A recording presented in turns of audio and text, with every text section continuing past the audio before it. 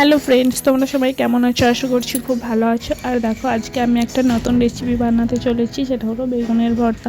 বেগুনের ভর্তা অনেকেই অনেক রকমভাবে বানায়, কিন্তু আমি একটু অন্যরকমভাবে বানাবো। তো এটা একটু স্পেশাল, তাই সবাই স্কিপ না করে ভিডিওটা দেখতে থাকো। ভিডিওটা খুব বেশি বড় নয়, 5 মিনিটের ঝটপট বানিয়ে দিতে পারবে। তো যারা বেগুন খায় না তারাও কিন্তু এটা খেতে ভীষণ পছন্দ করবে।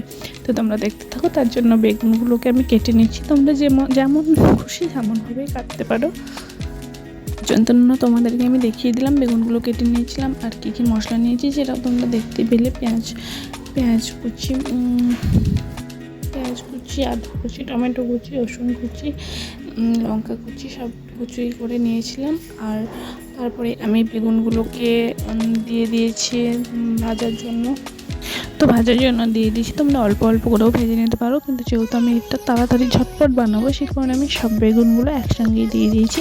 এবার এগুলোকে ভালো করে নেড়ে চেড়ে ঢাকা দিয়ে দেবো।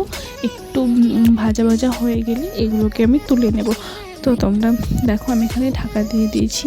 তারপরে এই 5 মিনিট পরে ঢাকাটা খুলে দেখছি যে এগুলো কিন্তু তেল দেওয়ার কারণে এগুলো কিন্তু তোমার পুড়ে যাবে না। মানে অনেক টাইম বলতে, তুমি যদি সারাদিন কষিয়ে রাখো তাহলে তো পুড়ে যাবেই, কিন্তু 5 মিনিট পর আমি সেগুলোকে দেখেছি। তো আমার প্রায় ভাজা ভাজা হয়ে গেছে। তো সেই টাইমে আমি এগুলোকে নামিয়ে নিয়েছিলাম। আর কী বলো তো, শীতের টাইমে অনেক সবজি পাওয়া যায়, আর অনেকেই সবজি খেতে পছন্দ করে না। তো একটু আলাদা করে বানিয়ে দিলে সেটা খেতেও টেস্টি হয়, খেতে ভালোও লাগে, আর খেতে মনটাও চায়। আর তারা যারা খায় না তারাও একটু খাবো সে মনটা হয় দেখে জিনিসটা, তাই না বলো? আর আমি তো একটু অন্যরকম, আমার এমন কোনো সবজি নেই যেটা আমি খাই না। তো দেখো, তারপরে আমি বেগুনগুলোকে নামিয়ে নিয়েছিলাম। আর তাই বলে আমি খাই বলে যে আমাদের বাড়ির সবাই খায় সেরকম না, অনেকেই অনেক কিছু খায় না। তো সেই কারণে এটা বানিয়েছি।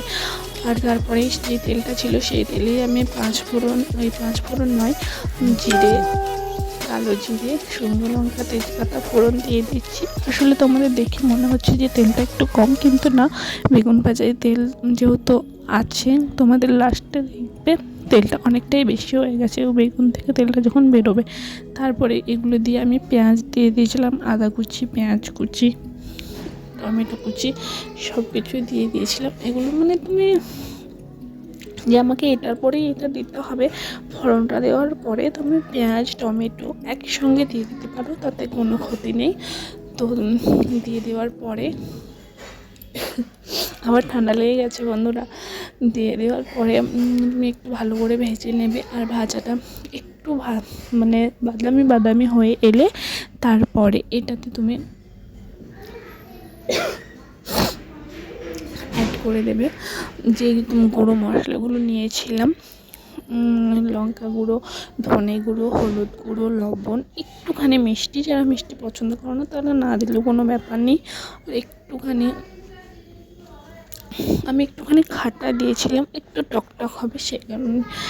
আর মানে এটা আমার ভালো লাগে সে কারণে। আর তার মধ্যে আমি এই মশলাগুলো নিতে ভুলে গেছিলাম ওখানে, সে কারণে আবার পরে এনে দিয়ে দিয়েছি।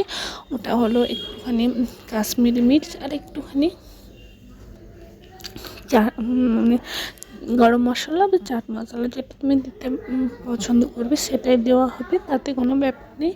আমার এখানে গরম মশলা ছিল বাড়িতে তৈরি করা, তো সেটাই আমি দিয়েছিলাম। আর তারপরে দিয়েছিলাম ধনেপাতা কুচি। আসলে ধনেপাতাটা আমি তো পছন্দ করি, কিন্তু তোমাদের দাদাভাই একটু অপছন্দ করে সবজিতে দিলে পরে, সেই কারণে আমি মশলাতেই একটুখানি দিয়ে দিই, তাহলে গন্ধটা অতটাও থাকে না। আর শেষে একটুখানি ছিটিয়ে দেবো যাতে জিনিসটা ভালো লাগে দেখতে, সেই কারণে। আর তারপরে মশলাটা একটু ভাজা হয়ে গেছে, খুব বেশি ভাজার কোনো কিন্তু দরকার নেই, আর এখানে জল দেওয়া যাবে না। আর তারপরেই আমি বেগুনগুলোকে দিয়ে দিয়েছিলাম। বেগুনটা দেওয়ার পরে দেখো, বেগুনগুলো কিন্তু ভালো করে তোমাকে ঘেঁটে নিতে হবে। আমি খুন্তি দিয়ে ঘেঁটে নিয়েছিলাম, তোমরা চাইলে আগেই বেগুনটাকে ঘেঁটে নিয়ে তারপরে দিয়ে দিতে পারো, কিন্তু আমি এখানে বেগুনগুলো দেওয়ার পরেই ঘেঁটে নিয়েছিলাম। তারপরে দেখো আমার রেডি হয়ে গেছে বেগুন ভর্তা। তো আমি তারপরে ওপরে একটু ধনেপাতা ছিটিয়ে দিয়েছিলাম। দেখো, মানে দেখে মনে হচ্ছে না, একটু টেস্ট করে দেখি কেমন হয়েছে।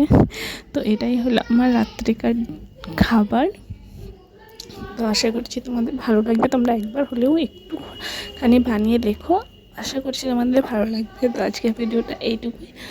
তোমরা সবাই ভালো থেকো, সুস্থ থেকো বন্ধুরা। আর যদি এটা ভালো লেগে থাকে তাহলে লাইক কমেন্ট করে দিও। আর যদি আমার চ্যানেলে নতুন হও তাহলে চ্যানেলটাকে একটু সাবস্ক্রাইব করে দিও। ঠিক আছে বন্ধুরা, টাটা বাই বাই, সবাই ভালো থেকো।